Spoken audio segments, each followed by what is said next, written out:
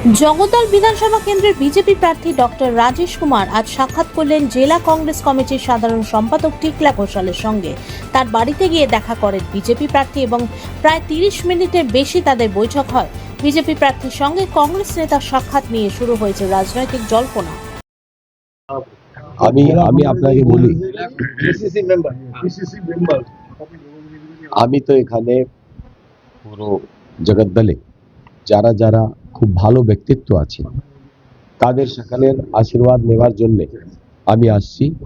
আর আমি বিপুল বাবুর এখানে এসে যেটা দেখলাম, ইনি আজকে 25 বছর ধরে টাউন সভাপতি পদে রয়েছেন। এত ভালো ভালো ইনফ্লুয়েন্সিং জায়গা উনি থাকলেন। আমি দেখলাম যে ব্যক্তি জীবনে আজ অব্দি কারোর কাছ থেকে এক পয়সা চাইনি, মানুষের সেবার মধ্যে নিজেকে লাগিয়ে দিয়েছে। তো এরকম মানুষের সঙ্গে সাক্ষাৎ করে ওনার আশীর্বাদ নিয়ে এটা আমার কাছে অনেক বড় উপলব্ধি আছে। আর বিপরীত পার্টি, দেখুন, আমি বিপরীত পার্টি হলেও ভালো ভালো লোক যারা আছে তাদের সঙ্গে তো আমাকে মিট করতে হবে, তাদের তো আশীর্বাদ নিতে হবে। তো ইনি এত ভালো মানুষ যখন আছেন, তো আমি আমার ভোট নিয়ে কোনো কাজ নেই। আমি সকলের কাছ থেকে ভোট চাইছি, তো ভোট নিয়ে কোনো কথা আমাদের হয়নি।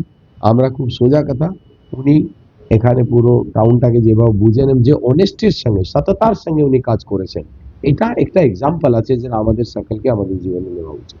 কোনো অ্যাডভাইস দিলেন ওনাদের কথা কি? আমি বলছি কোনো ভোট নিয়ে কোনো কথা আমাদের হয়নি। আমি ভোটের কথা বলতেও আসলাম না, এটা সৌজন্য সাক্ষাৎ, এবং তার জন্যই আমি আসলাম, আশীর্বাদ নেওয়ার জন্য আসলাম। পুরো পরিবারের মধ্যে ম্যাডামের সঙ্গে আমার কথা হলো, মানে ওনারও এসব আমি আশীর্বাদ পেলাম। এই তো ভালো পরিবার, এই তো সবকিছু, ব্যাস সৌজন্য সাক্ষাৎ করতে আসলাম আমি ভোটের জন্য, মানে ভোটের জন্য সেরকম ভোট চাইতে আসি। উনি কংগ্রেস এই তৈরি হতে পারে যে No, মানে এইসব ফালতু কথা, এর কোনো মাইনে নেই। আমরা এরকম কোনো কথা নেই। এনার মতো ব্যক্তিত্বের সঙ্গে আমার সাক্ষাৎ হয়েছে, ওটাই আমার কাছে একটা ভালো জিনিস আছে। সৌজন্য সাক্ষাৎ। দীর্ঘদিনের রাজনীতিবিদ, কোনো পরামর্শ নিলেন? আমি বলছি, রাজনীতি নিয়ে আমাদের কোনো কথাই হয়নি। না, উনি আজকে তো আমার কাছে প্রার্থীরা আসা, এটা তো নতুনত্ব নয়। এর আগে যারা নির্বাচনে অংশগ্রহণ করেছেন সব পার্টির লোকেরাই তো আমার সাথে দেখা করেছে। যেহেতু আমি এলাকার একটা পুরনো কংগ্রেসের প্রবীণ লোক, সেই হিসেবে, আর যারা নির্বাচনে প্রতিদ্বন্দ্বিতা করেন তারা আমার সব জুনিয়র। আমার হাত ধরে অনেকে কংগ্রেস করেছেন, পরে অন্য দলে গেছেন, প্রার্থী হয়েছেন, সেই জন্য তারা দেখা করতে আসেন। এটা সৌজন্যমূলক সাক্ষাৎকার, কারণ আমি জাতীয় কংগ্রেসের দায়িত্বে আছি জেলা।